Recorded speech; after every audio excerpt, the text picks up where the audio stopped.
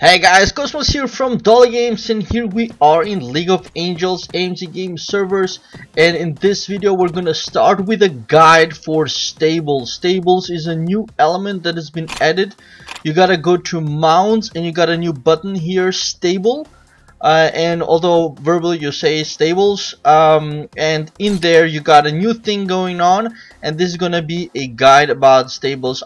So we're gonna go into that. Just a short note for you guys to remember: if you want to come and play League of Angels, please follow the link in the description of the video. That's my referral link, and it's good for me basically because then they'll know you came from my videos, my presentations. So that's good for me. Thanks in advance for that. Also, if you got some friends who will start playing, just please ask them to go via my link. That will be awesome. It's a quick sign up. Just name and email, I think, and you can start enjoying the game. Anyways, with that said, let's get into the guide for stables. So of course it helps hugely that you have a lot of mounts to do the stables properly, although you can do it if you have the minimum number of mounts. More than one is basically the minimum. The recommended minimum will be the number of mounts with as many party members that you have. For example, I have my main hero and 4 party members, so I would say the minimum recommended would be 5 mounts. And to get the best results, you need to have as many mounts as possible, and I will explain all that shortly. So the way this whole thing starts is that you will have a slot like this everywhere, where you got a question mark in which place you will put one of your heroes, and then you got then you do that by this little plus icon over here, and you select a hero. He's gonna get over there, and he's gonna sit there. He doesn't have to sit there. Like you see, for example, my mountain god is sitting here. It's no problem. I can just move him up here. You can switch them around. It's not really a problem. So don't be afraid to put whatever hero wherever you want. So far I haven't seen a single difference of where exactly the hero is located. That doesn't really matter. What matters is the combination of the hero with the mount and with the type of the slot that you will assign to this slot right here. I will explain that. So now you know how to put a hero. It's very easy. You put the plus and you put the hero. The same way you put a mount in this second little window. So here you see I got my smoldering steed, and I'm gonna lift this window so you can see the bell rating changes as well. So I got my smoldering steed here, which is going together with the mountain god, and the smoldering steed has 3,000 to 3,000 stats with 7,500 health. Now if we switch that mount to a very weak mount, for example the squire steed, which has very little stats compared to that mount, if I say okay, watch down here, my bell rating will drop. There, minus 4,000 bell rating from that action, but it is no problem. It's fixable. You haven't lost anything, so you can just go back and take the mount that you had. In this case it's the smoldering steed, and you see also there's a little sword icon, like a combat icon. That means that mount has already been used, so I can't use that one here because it's used over here with another knight. So I'm just gonna take the smoldering steed, which is free. You can take any mount that is free. So I'm going to take that back, and you'll see my bell rating will go up again. This is because you're getting stats from the mount. So that's additional stats, additional bell rating, just from assigning a new mount in this feature, in the stables feature, which you didn't have before. So for everybody, no matter what mounts you have, you're gonna have a bell rating increase. The stronger the mounts you have, the more bell rating increase you will have. So it makes sense that for your heroes you assign as powerful mount as possible, but also you have to take into account the skills, and we'll get to that as well. So when you assign the hero and when you assign the mount, you also then have to say you will have initially, there are 2 tabs here, train and mode. In the train tab, you will be doing all the investments and training, and in the mode tab is the one which will be initially open for you, and it'll be all zeros. Here I have numbers because I've already done some training, but it will all be zeros to start with.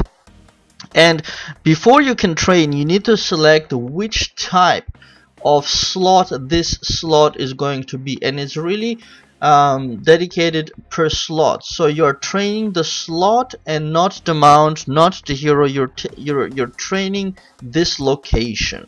That's what I mean by slot. This exact location is being trained when you train.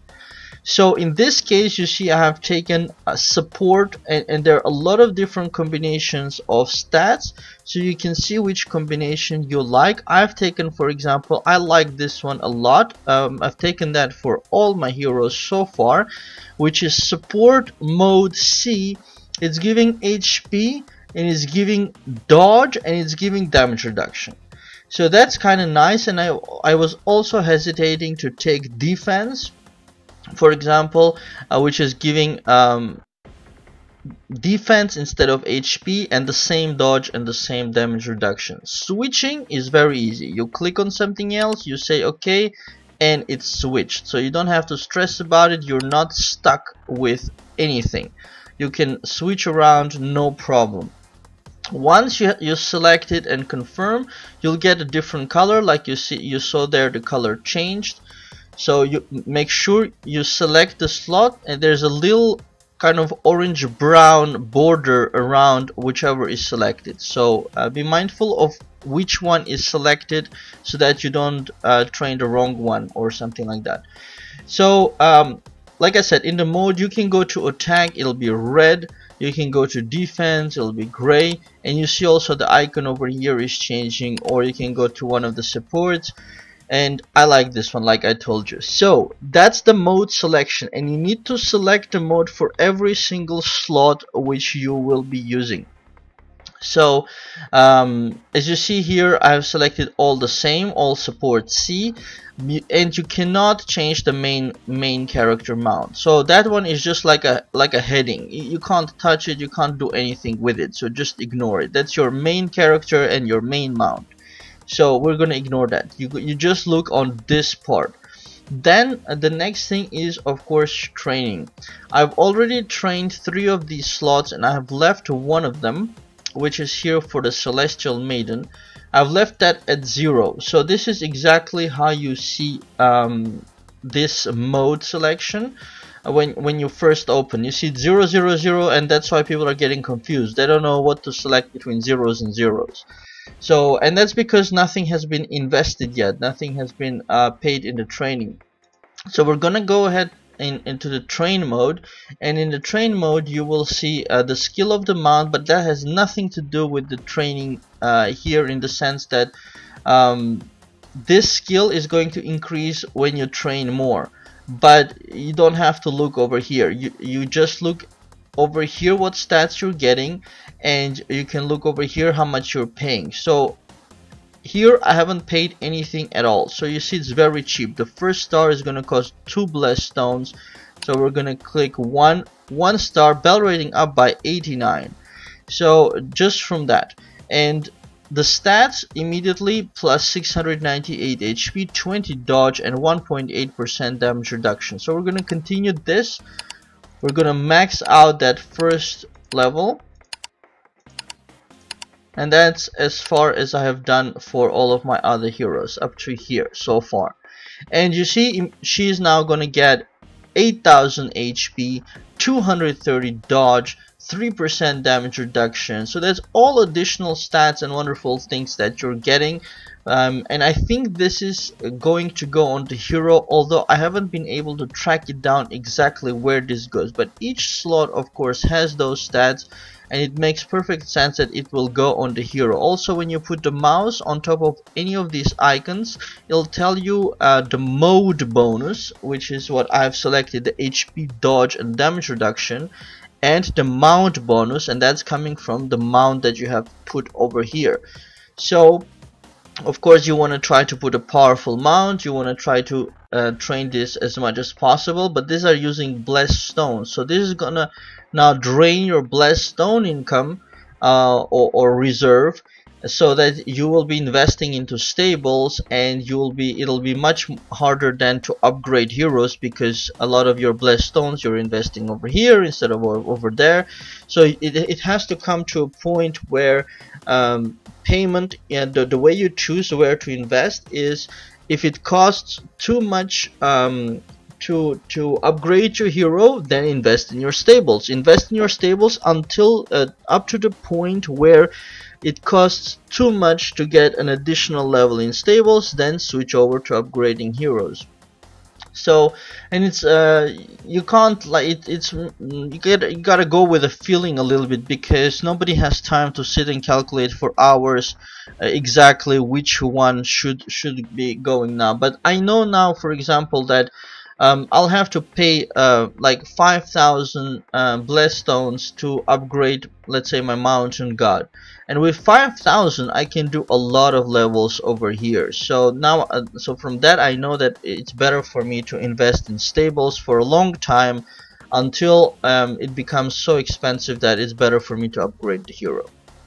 So, and the statistics are actually very nice, and in the mode selection you can choose exactly what you want, so you can really make a customized party. And that's what they were talking about, that it increases a lot of possibilities for unique customization, so each person can be as near unique as possible. So now that you understand how the mode works, and it doesn't matter which box you take, just look at which stats you want for that hero, and that's the mode. And now you know how the train works. That's pretty straightforward. You can also click on view top stats to see at the maximum train level how much you will get. So currently, for example, Celestial Maiden, so it's a she, so currently she's getting, say, 8,000 HP. At the maximum level she'll get 250,000 HP, so you know that's a lot. And dodge, she's currently getting 230, and she can be getting up to 6,500 dodge. So you see, this is really powerful. But imagine if everybody goes for this, then nobody will be able to hit anyone. So you will need also then additional hit statistics to offset people getting a lot of dodges here. Damage reduction 15% is also very nice. Same as with other stuff, when you're going up levels, the skill is going up. The mount skill is going up a level here, so you don't do it in the mount category. Like, if you remember here, you upgrade your mount. Currently mine is at plus 18, and it says with little letters here, skill level increases every 3 upgrades. You can only do this for your main mount, and there is no window to train other mounts. And the way you train other mounts is via stables, via training. So you actually train the stats, and when you level up to the next level, so now I came to level 1.1 green, and then the skill level goes up. So now you see everyone is at skill level 2. Now we're gonna switch over to Mountain God, and I'm gonna invest more of my blessed stones, and now he has Shadow Storm plus 2, and we'll try to get him to Shadow Storm plus 3, level 1.6, 17, 18, 19, checking, he's still with plus 2, 110, he's still with plus 2, and I gotta do one more, boom, and it'll go to plus 3. So you need to do an entire level, and then the mount skill will go up. You can also see over here it's level 3 versus level 2s over here. So that's how you level up the mounts. Now the mount skills. Now I think even more important than the hero selection, than the mount selection over here, the mount stats that you get over here, or the stats that you get from the mode, or the quantity of time that you train. I think the most important here is the type of skills that you select. Each mount, of course, has different skills. and you really gotta think to set really good skills, because that gives a much bigger effect than any of the other stats. For example, for the Mountain God, I have taken the Smoldering Steed. Why I've taken the Smoldering Steed is because it increases attack and damage reduction for all party members, not only him. You see, so it's making the entire party stronger. Stackable 5 times, very nice. This works really good with my main mount. And then I've taken, for example, White Kirin for Celestial Maiden, giving her attack and defense, making her survive longer so she can heal. For the Genie, I've given her Tyrannosaur, even though I have more powerful mounts in terms of statistics, because Tyrannosaur doesn't have very high statistics, but it has a skill that I really like. Increases damage reduction by 7.5% stackable once, which means 15% on top of everything else damage reduction. So it becomes much harder to kill the Genie, it becomes much harder to kill the Celestial Angel, and if they don't die they can heal. So you see, it's a chain reaction like that. And for the Nether Knight, I've given him the Dark Spirit Ram, which increases his defense of all party members by 4%, stackable once, so that's 8% at the level 2 skill, and of course the skill level goes up. So it's very important. I think the priority number 1 should be to select the correct type of amount, which means the skill that will benefit you the most. Priority number 2 will be to take a mount with as high statistics as possible. So you gotta find the balance of having a good skill and as high statistics mount as possible. And then priority number 3 will be to train. And of course you'll need tons and tons of blessed stones to train, because every single slot will need to be trained. You see, this slot is now level 2 blue color 1 star, the others are level 1 green color 1 star. And for the training, that's also up to you if you wanna invest all into one place. What I recommend is picking like in this case, my main is my strongest character, 285,000 bell rating. Then my next strongest one is Mountain God, 181, and that's the one I'm pumping up now. The other 3 are much weaker. Next one is Nether Knight here, it's at 100, Celestial is at 50, and Genie is at 68. So I'm currently investing in Mountain God. So the way I'm gonna do this is have him always 1 entire level ahead of everyone else. So he's gonna be blue, they're gonna be green, and then he's gonna go to the next level, then only these guys are gonna go to blue, and so forth. So, but you also have to take into consideration that the cost of training is going up very strongly. So for the Mountain God location, it is now costing 76 blessed stones for 1 star, whereas for the green location it is costing 26. So actually 3 times costing more to get 1 star over here than to get 1 star over here. But of course, if I make the Mountain God stronger, he will die less. If he dies less, basically it's good for me.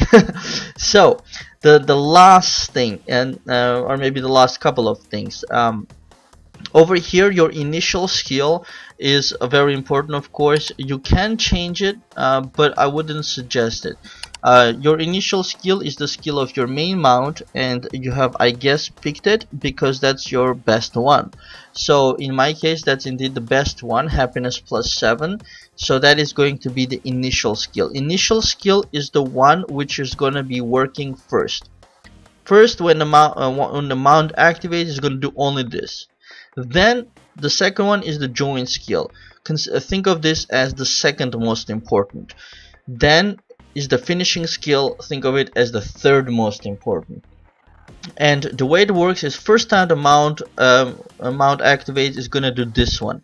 The second time the mount activates is gonna do both this one and this one. And the third time the mount activates is gonna do all 3, which is impressive. So to illustrate that point, we're gonna jump over and die 1 time Inspire. Let me just put my main character in the front, because last time I had him in the back and we died much faster, because Mountain God is still not strong enough to tank. We're gonna go to Spire and just have one fight, and you will see what I'm talking about. So now don't focus so much on the fight, focus on looking at the exact skills which are being cast by mount activations. So that the shield there first time, oh actually it worked, so maybe I'm wrong, it did both, so then it might be working like skills, because the few times I tried it actually did 1, 2 and then 3. Now the first time the mount activated, it activated 2 skills, which is my main skill, the happiness, and it activated from the smoldering mount skill. So that's interesting.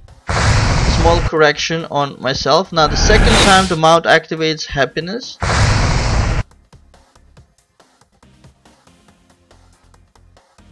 Third time also happiness. So I was a bit wrong actually in my explanation just a few minutes before. Then it is not 1, 2 and 3. Then it is each time the happiness is going to be activated. But then it's like the normal human skills, it has a chance to activate the others.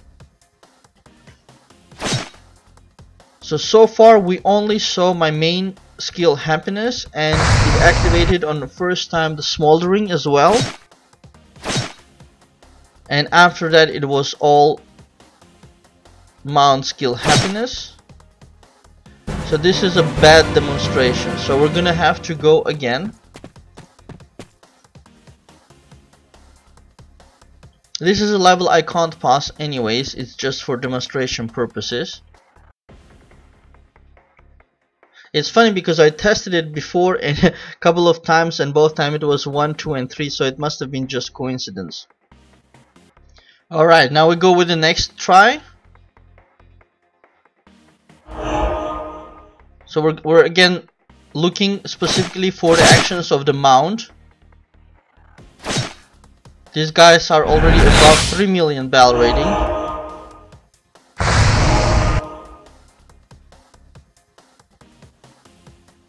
Alright, there is the first happiness, there is the second and the third mount activation, mount skill activation. So you see the huge number of power-ups under the character. That is from 3 mounts, which is awesome. Then the second time is happiness activation. And these guys are just too powerful, so we can't see the mount doing things a lot of the times. But in a longer fight you can see this more often. There is 1, 2 and 3 again, which is beautiful. And you see that I only have 2 heroes active or alive, and even though 3 mounts were working, 3 mount skills were working.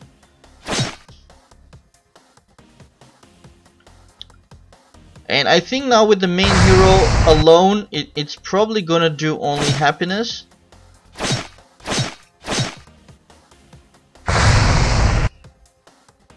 Could kill 1, that's already good.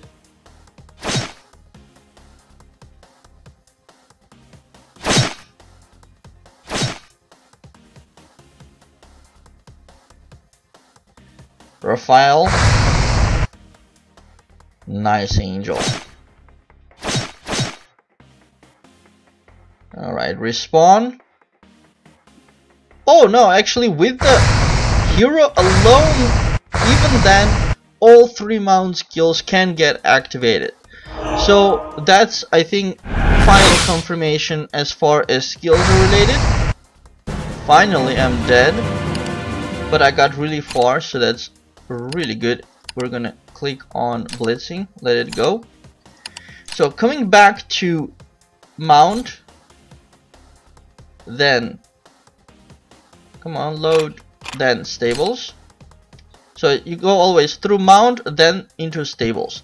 So now you see how this I don't know why it's called bando. How these mount skills work.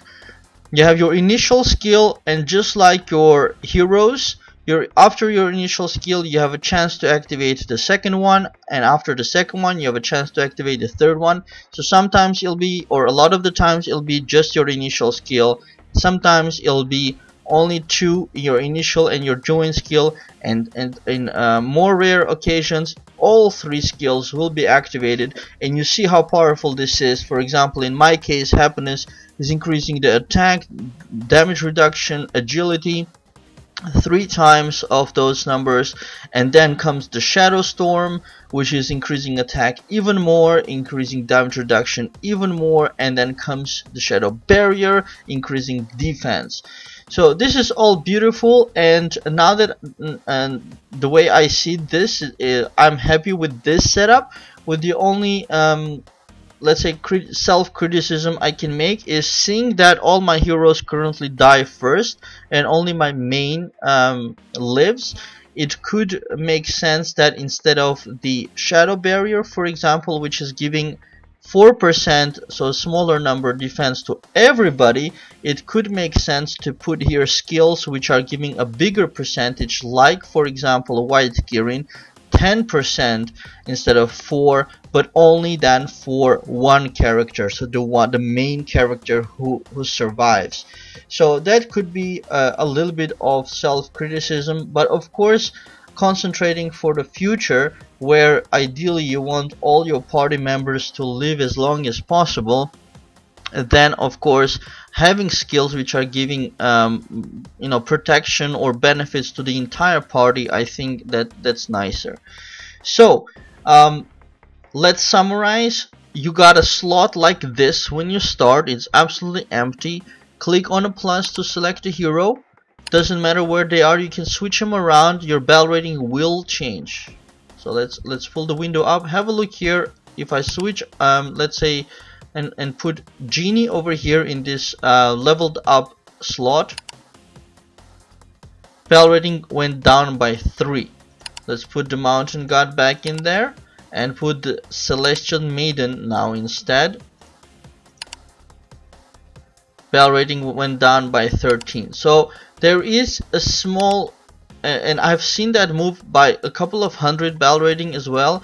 I don't really understand why moving the heroes moves the bell rating, but it must be in all kind of little roundings of numbers. But what's most important is that these stats you will get no matter what hero you put in that slot. You will get those stats of that slot, in this case the blue one.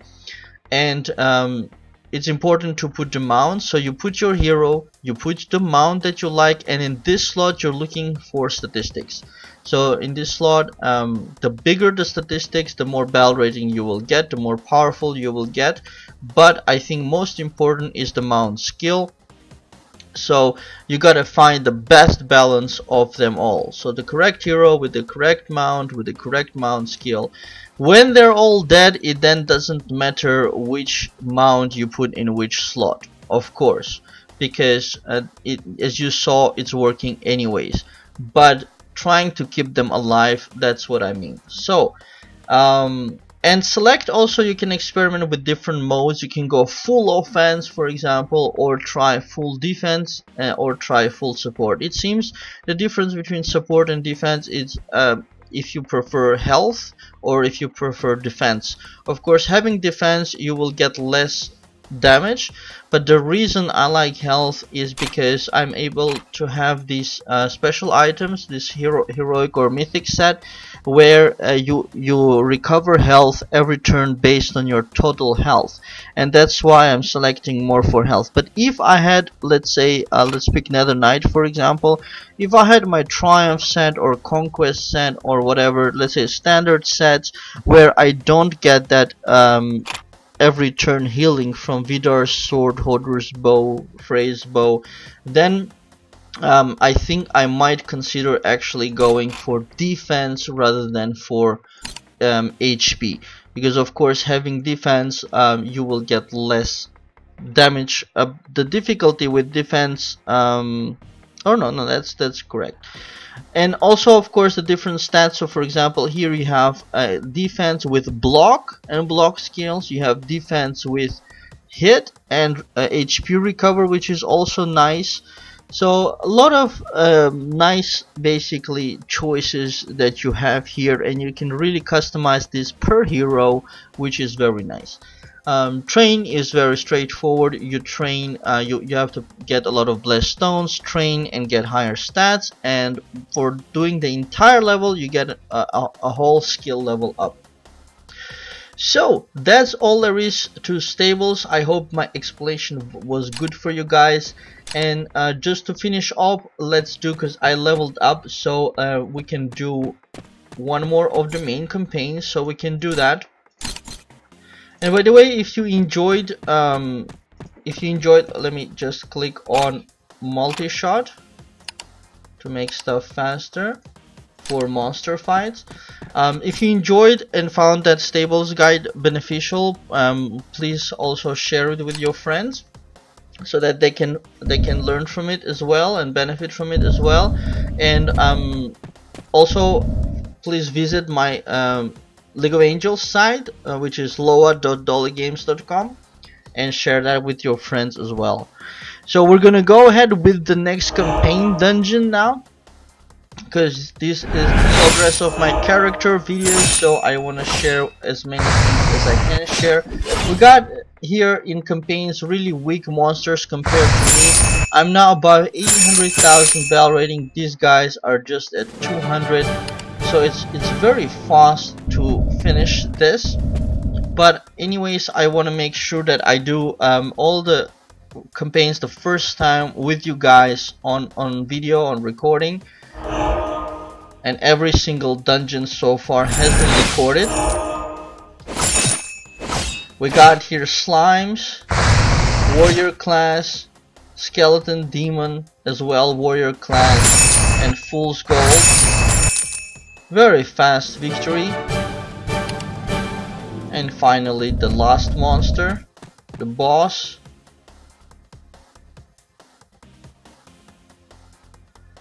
Protected by fool's gold, rogue class, and he himself has 283,000 HP. But I guess they will all die very fast from my multi-shot. Here goes. Bam! Actually, one shot. Very powerful.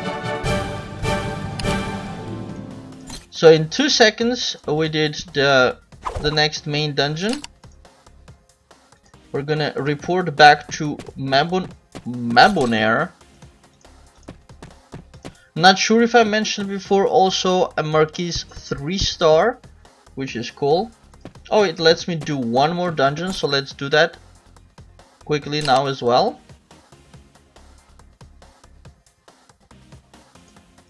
Citadel of Doom. We got here blood drinkers, blood wizards, and blood drinkers. Weird that wizard guy is up front. I think he's a little bit too arrogant and he's gonna die for that. I think that mage guy, wizard guy is not a gamer, because if he was a gamer he'd know that mages go in the back and the front are the tanks. You know, all the games are like that. So that wizard was clearly not a gamer, but he can't because he's living in League of Angels, so he doesn't know what games are. He just knows how to die. Blood wizard and blood drinker, hunter class, so no warriors here actually. Hunters up front, mages in the back, with 130,000 HP. Being absolutely murdered by my multi-shot. But I find that campaigns are easy no matter if you are free player or cashier, so they are relatively easy for whenever you reach the level requirement.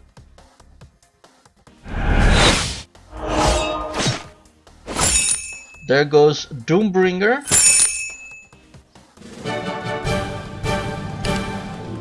And that completes one more campaign for me. on the main quest. We're gonna go report back to Mabonaire. And now we're stuck on the main. Let's see what else I can show quickly that you haven't seen. We're gonna click on the Raiders synthesis, since that was flashing. Zodiac Gemology, Eternal Spire is working. Let's see, Garden you have seen. Dragon Soul Guide I did last, so I hope you guys enjoyed that as well. If you haven't, go check it out. Tidal Pool, the little helper should have cleaned this up. No, she hasn't. She's becoming a little bit lazy. We're gonna get her to clean that up. And Erebus, I'm now doing Hell level 1. And I guess soon I will switch to level 2, but I'm just collecting the materials for Hell level 1. But although I'm collecting all this, I'm probably not going to be using them, because I'm able to get these mythic items or heroic items, whatever the exact name is. So and those are of course more powerful. So although I'm collecting those materials, we can see that here in the mats. I have tons of them, usually around 100 of each different type, but I'm not really using them.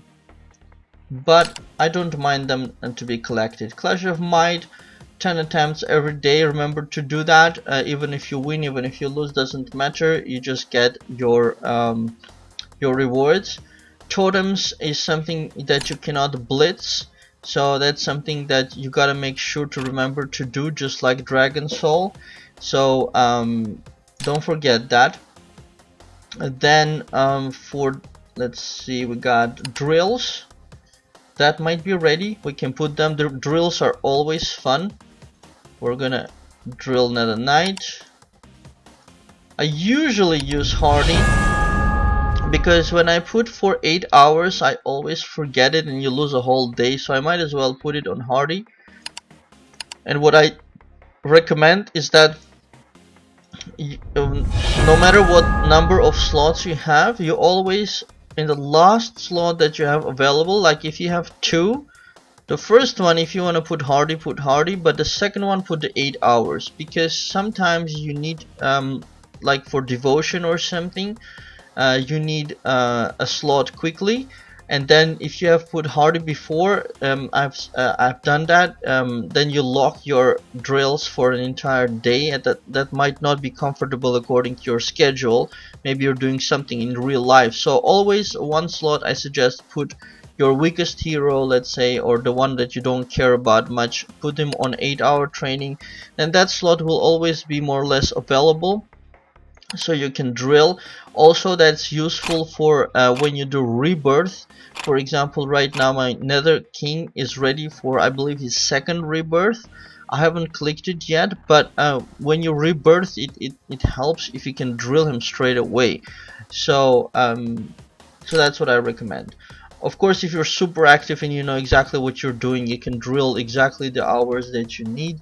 But I'm just giving general advice to everyone. So don't forget to pick up the rewards from Twilight Clash if you haven't participated there yourself. It'll always be here, and you can just click collect and get those rewards. Don't forget, one of the first things to do when you log in is collect your guild wages. It's something you can easily forget, so maybe when you log in, the first thing you should click on get wages, then go to guild events, Twilight Clash, pick up that reward. Also, one of the first things you should do is bond with your angels, because it's something you forget quite easily. So and bonding, let's say I usually do 100, and when you bond, straight away go to worship and click one-click worship to get your hearts for your buffs. So that's something I think is kind of like a ritual. You should do those things because it's easy to forget them. Another thing I do, which is easy to forget, is I always go to the shop and I go to gold shop then, and in the gold shop I buy the magic socketing rods, because it's once per day and it's easily forgotten. So I buy those, and I buy the time skip scrolls as well. On this account I don't need synth scrolls. on a free account. I also have I made it like a silly free account as well, just to play things around with another character. And on there, I buy the synth scrolls because it's, I think, very useful. And then always also pop into the voucher shop when you can, because sometimes there are good things here. But the thing that I buy most of the time is socketing rods. You really need tons of socketing rods. It's amazing how many you need. And yeah, and voucher shop, sometimes there are good deals you can get, especially if you have a lot of vouchers. But also be careful, don't waste. Like, I have tons of vouchers, but I don't waste them on getting stuff, because sometimes you get really good deals and you need to spend a lot of vouchers on those. So with that said, I think that's most of the stuff. I have here the House of Cards running, where I did 2 days of 40,000 diamonds. Because remember, I gave you also advice that that you have to respect a little bit the hot events. And you see here, for example, Master of Poker. Master of Poker will give you all these rewards if you get to 80,000. So in a way, you don't need to do a single diamond more than that. You can do less, no problem, but my advice to you is always, like, if you got a certain amount of money to spend, the way this game works is that you get the bigger benefit if you spend it all at once rather than a little bit every day. So in this case, we got also this 10 draws, and in these 10 draws, which cost basically altogether 40,000, and you can get all these rewards if you spend a 40,000. If you don't, you don't get all those rewards. So that's why for all kind of reasons, when I spend something, I do a lot at once and then I don't do. For example, for right now, for House of Cards, I did 2 days of 40,000 and then I did nothing at all for the following days. So, or maybe I did a little bit. I did 4,000 yesterday, so that's just to get this reward right here. So collect. But if I go to overall, then you see the 80 that I had put in the first 2 days, and that also ensures you a good reward. So let's say if in 1 month you got some budget that you want to spend on the game, I suggest to spend it all in one time during a specific event where you can get the maximum rewards. And by maximum, I mean the top one. If you cannot get the top one, wait for the one where you can get the top one, because I think that's more efficient. So with that said, let's go click. We got 10 draws here. We're gonna pick this 10 up. And for the rest, I usually just follow the hot events. I don't do more than what they ask. So for example, for collection of spades here, this is going to give prizes based on diamond spent. So for example, here, if you see 1,700 out of 3,000, I will try to spend exactly 1,300 to get exactly 3,000. And then if I decide to go to the next tier, I will spend exactly the amount, not more, not less. I'm really following the levels which are shown here, and the thing that I have seen in this game, that you get significantly more rewards the more you spend. So that's why also, like I said earlier, if you can, get more. So for example, here, 1 spin of 10 common cards gets you the 7 of spades. 1 spin of deluxe chest will give you this, and that is, I think, a 10 draw. Yeah, that's a 10 draw. Will get you 7 of spades and flashy 7 of spades. And again, 1 time 10 of mystery chest will get you ace of hearts and flashy 7 of hearts. And 10 times 10 common chest will get you more and more and more. And now in this case, I explained that I don't want to do another 40,000, but these are relatively affordable. So if I go to House of Cards, go to draw cards, do a deluxe 10, then I'll be able to grab from the collection of spades the reward here, which is a king of spades and level 16 hero mark, and from the 10 draw I can grab the 7 of spades and flashy 7 of spades from that. The next one, which is 10 of mysteries, is 5,000 diamonds. This one was 1,500, so I think that's fine the way it is. For let's say the non-active days. And let me see if something else I can suggest here. Let's collect these various deals.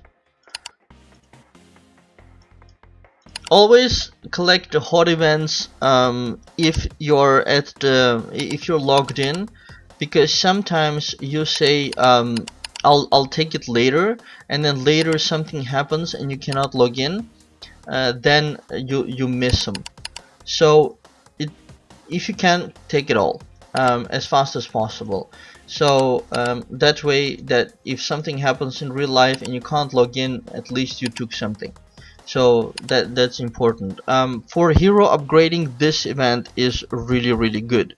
It gives you seraph stones as you upgrade your hero, and you see here it's starting from upgrading to +2, +3, but then it's jumping by 2, +3, +5, +7, +9, +12, +14, +16, +18, and then it's going one by one, 19, 21, 2, 3, 4, because it's super expensive to get that.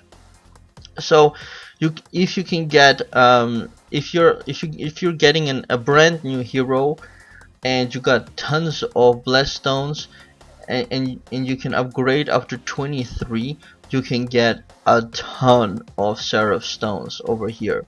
So that's one of the reasons why you shouldn't use blessed stones without events. But of course, if you are in the middle, let's say if you are at level 16 and you need to go to 17, go ahead to 17, because there is no reward for 17. So it's only for even numbers up to 19, and only after 19 it's for every level. 18, and then after 18 it's for every level. So that's all the tips from me, you guys. I hope you enjoyed this video. The stables guide was very important. I think a lot of people asking questions about that. So that's it from me. Please do click on like and subscribe and share the video with your friends. And please remember, if you want to play League of Angels, please follow the link in the description of the video. That's my referral link. It'll get you there and you can start enjoying the game. And that's it, you guys. All other links are in the description of the video for all my different sites, Facebook, Google+, and everything else that you might be interested in. And that's it. Thanks for watching and have a very nice day.